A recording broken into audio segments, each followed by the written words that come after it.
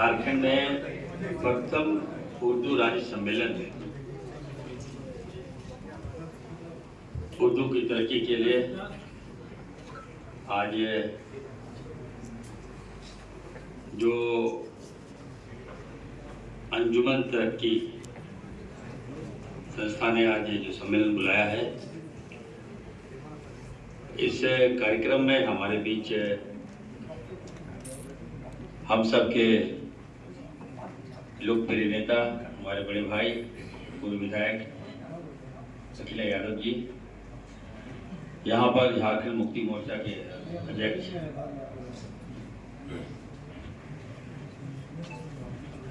Doctor अतर फारूक साहब, doctor Yasin Ansari साहब, मुफ्ती सईद साहब, एमडी गुलजार अंसारी साहब, हमारे जमशेदपुर से काफ़ी विख्यात लॉयर भी हैं, मुश्ताक साहब, डॉक्टर अंजुम साहब, यहाँ पे हमें लगता है कि सभी जिले के सभी हमारे एक्सपर्ट लोग आए हुए हैं और इंटेलेक्चुअल लोग आए हैं। मैं अपनी ओर से आप तहे दिल से झारखंड में और खासकर विधानसभा में इस्तेमाल करता हूँ। आप लोगों ने मुझे बुलाया और यहाँ पर जिस तरह से आप लोगों ने खास करके उर्दू के लिए जो एकता आप लोगों ने दिखाई है, निश्चित तौर पर वो काबिल तारीफ है। मैं आपको विश्वास दिलाता हूँ, जो लोग समझते हैं कि उर्दू बोलने से किसी धर्म से जोड़ दिया जाता है, मैं उन ऐसे लोगों को कहना चाहता हूँ कि उर्दू कोई धर्म से मत जोड़िए। उर्दू एक जुबान है, उर्दू एक तहजीब है। जहाँ हर जगह, चाहे वो किसी धर्म के लोग हों, उर्दू के कोई भी शब्द को अगर आप वहां पे पुटअप कर दीजिएगा तो आपका सेंटेंस बन जाएगा, रास्ता बन जाएगा, वो उर्दू है। और ये बात सही है जो मैं देख रहा हूं कि उर्दू को जो सम्मान मिलना चाहिए था नहीं मिला है। बिल्कुल, मैं गवाह हूं इसका। और यहाँ तक कि मेरे विधानसभा क्षेत्र से ही उर्दू स्कूलों में जो उर्दू प्राथमिक विद्यालय था उसको हटाया गया। इसका मुझे काफी बेहद अफसोस भी था।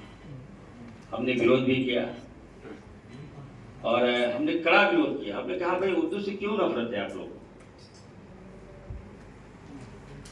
संस्कृत विद्यालय भी हो इस राज्य में, आदिवासी विद्यालय भी हो इस राज्य में और उर्दू विद्यालय भी हो इस राज्य में। जब मुझे संस्कृत विद्यालय से कोई प्रॉब्लम है ही नहीं, तो आपको उर्दू विद्यालय से क्या प्रॉब्लम है? लेकिन मैं आप सबको विश्वास दिलाता हूँ, एश्योर करता हूँ कि उर्दू जुबान जो है इसको हम लोग हर जगह लागू करेंगे। आपने देखा होगा कि विधानसभा में जब यहाँ पे भाजपा की सरकार थी, रघुवर दास की सरकार थी, तो विधानसभा का जब प्रोसीडिंग होता था तो उसमें उर्दू की कॉपी आती है। इसको कुछ विधायकों ने कहा कि सर हम लोग जब उर्दू पढ़ नहीं सकते हैं तो उर्दू की प्रोसीडिंग क्यों आता है हम लोग में? मैंने इसका कड़ा विरोध किया। हमने कहा कि अगर आप पढ़ नहीं सकते हो तो पढ़ना सीखिए। बहुत अच्छा, आपको एक कहने से बंद हो जाएगा क्या उर्दू? बहुत अच्छा। उर्दू कभी बंद नहीं हो सकता और कोई माई कलाम उर्दू को बंद नहीं। ये मैंने कहा। नाइस। आप लोग प्रोसीडिंग देखिए। मैं हर जब भी आपको जरूरत पड़ता है, जहाँ जरूरत पड़ता है, मैं आगे आता हूँ और आपकी आवाज बनने का प्रयास करता हूँ। आज इस सम्मेलन में आप लोगों ने बुलाया, निश्चित तौर पर मैं कहूँगा जो लोग भी इस सम्मेलन को आयोजन किए हैं, मैं उनको बहुत बहुत मुबारकबाद देता हूँ कि इस तरह का कार्यक्रम करना चाहिए। हमारी पहचान लगता है मिल रहा है। हर जगह आप चले जाइए, लगता नहीं कि हम लोग समय देते हैं। मैं तो बधाई देता हूं कि सारे लोग आप लोग आए हैं, यहाँ पर समय निकाल कर आए हैं और आज लाठी से ही ये मैसेज पूरे जिले में जाएगा कि उर्दू कोई कमजोर नहीं है। उर्दू को चाहने वाले इतने लोग हैं, मजबूत लोग हैं। दावे के साथ सरकार भी आपके सामने जुटेगा, सरकार को भी लगेगा, अगर आप लोग एक होइएगा तो सरकार को भी लगेगा कि नहीं उर्दू को एक पहचान मिलना चाहिए। हर स्कूलों में हमारा उर्दू शिक्षक हो, ये मैंडेटरी हम लोग करना चाहते हैं। हमारे बच्चे भी कंपल्सरी सब्जेक्ट होता है 10th में, तो उर्दू पढ़े। जिस तरह से हम संस्कृत पढ़ते हैं, हमारे बच्चे उर्दू पढ़े और वो टैग हो जाए 10th में, ताकि उसका लाभ हमारे बच्चों को मिले।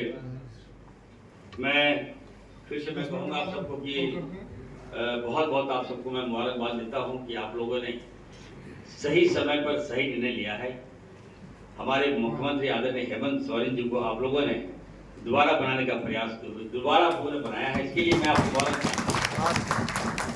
राज्य में अगर 27% अगर हमारा ट्रैवल है झारखंड में, तो 18% हम लोग भी हैं। ये एहसास हम लोगों को दिलाना होगा, क्योंकि आप लोगों को ये बताना भी होगा कि आप लोगों के वजह से ये सरकार है।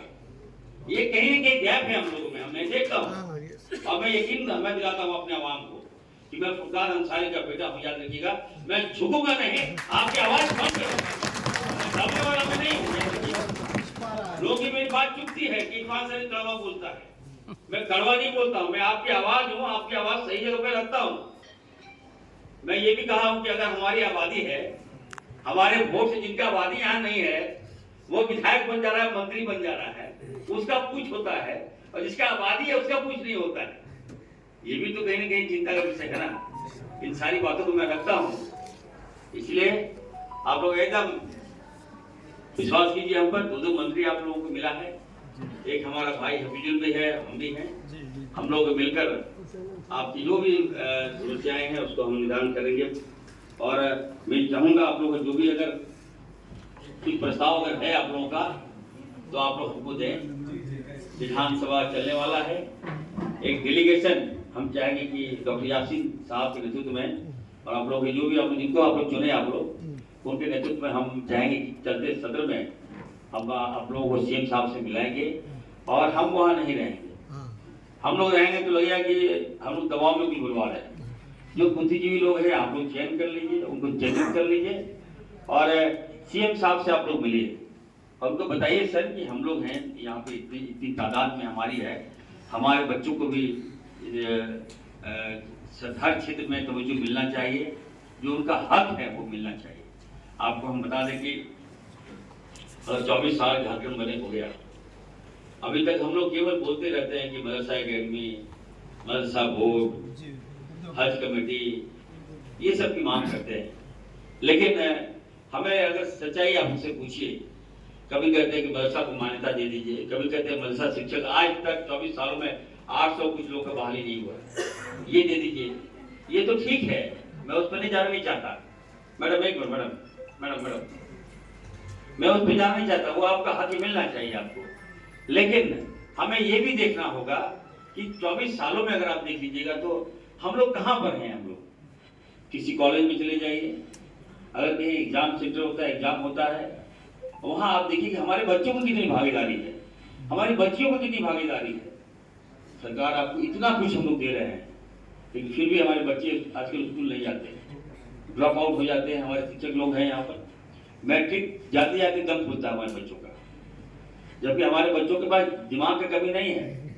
मैं तो हर जगह ये कहता हूँ कि अल्लाह ताला ने हम लोगों को, जब हमारे छोटे छोटे बच्चे कलाम पाक हिफ्ज कर लेता है 30 पारा, तो दुनिया का कोई भी किताब वो पढ़ सकता है। बिल्कुल बेशक। किसी क्षेत्र में अगर अच्छी तरह से उसको हम लगा दें तो हमें लगता है कि वो दुनिया का कोई भी चैलेंज जो है वो तोड़कर आगे बढ़ सकता है।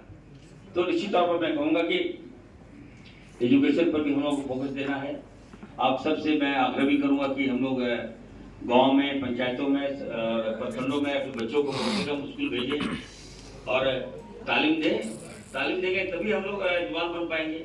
आज आप देखिएगा कि अगर मंत्री डांटेगा तो आप नहीं डरिएगा, लेकिन अगर सिपाही डांट देगा तो आप डर जाइएगा। हम देख रहे हैं, आप मंत्री को ऊंची आवाज बात कर लीजिएगा, हाँ क्या इरफान क्या कर रहे हो, ऐसा है देख लेंगे।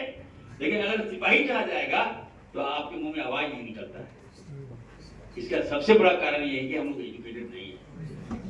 जब चाहे पुलिस वाला हम लोगों को कुचल देता है, जब चाहे मतलब वो अपने प्रशासन का धौस दिखाकर आप पर कब्जा कर लेता है।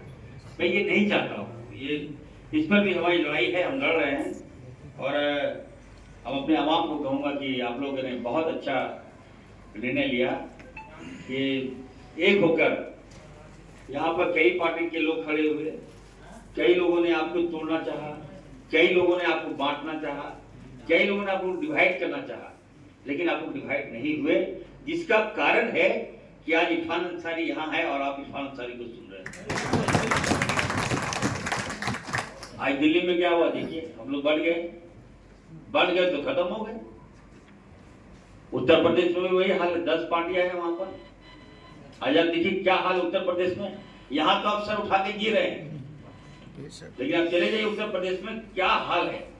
अभी हमने चैलेंज किया था आपके जो उत्तर प्रदेश के मुख्यमंत्री को, चाहे क्या नाम है, जोगी नाम है ना, आदित्यनाथ, हमने चैलेंज किया उसको कि जो धमकी दे रहे हो, गुंडागर्दी चला रहे हो उत्तर प्रदेश में और किसी एक वर्ग को टारगेट कर बुलडोजर आप चला रहे हैं, ये मैं बर्दाश्त नहीं करूंगा। ये मत समझिएगा कि हम लोग झारखंड में है तो हमारे आवाम पर जुल्म होगा तो इरफान अंसारी को बर्दाश्त कर लेगा, ये मत सोचिएगा। हमने चुनौती दिया तो इसकी चर्चा दिल्ली में भी हो रही है कि कौन है इरफान अंसारी, बताओ। भाजपा का नेता हमसे पूछ रहा था कि कौन है इरफान अंसारी जो योगी को चैलेंज कर रहा है। तो इसी तौर पर मैं चैलेंज कर रहा हूँ तो देन आपकी है, आपके कारण मैं चैलेंज कर रहा हूँ।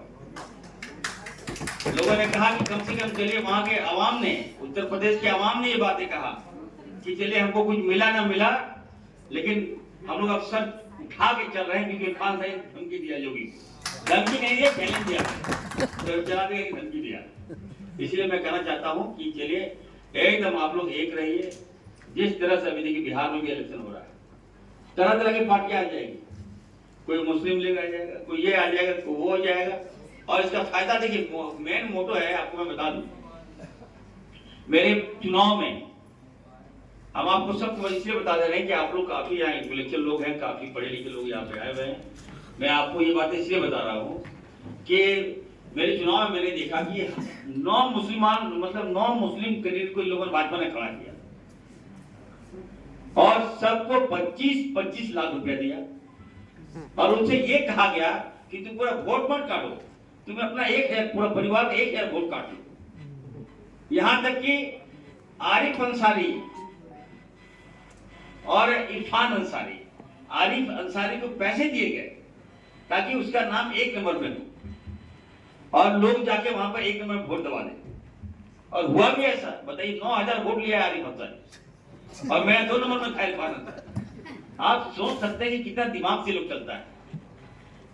लेकिन मैं फिर से मैं कहूंगा कि आप लोग एक होकर, खास करके हमारा ट्राइबल, आदिवासी, मुस्लिम जो है यहाँ और दलित, इसकी संख्या 50% है, इसलिए आप लोग एक रहिए। हल्का से इधर उधर होइएगा तो सरकार से हम लोग हाथ धो देंगे। तो हम लोग आपका काम करेंगे और यकीन मानिए एकदम आपका हम लोग सम्मान के साथ आपका सर हम लोग नहीं छोड़ने देंगे। जब भी याद कीजिएगा, जहां याद कीजिएगा, इरफान अंसारी को आप लोग पाइएगा, मैं विश्वास दिलाता हूं।